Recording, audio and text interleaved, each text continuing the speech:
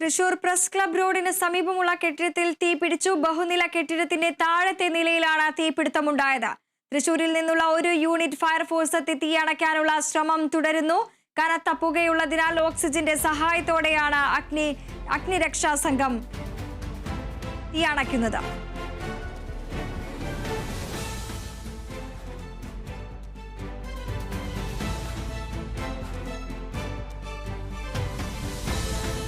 Thrissur press club റോഡിന് സമീപത്തുള്ള കെട്ടിടത്തിൽ തീപിടിച്ചു. ബഹുനില കെട്ടിടത്തിന്റെ താഴത്തെ നിലയിലാണ് തീപിടുത്തമുണ്ടായത്.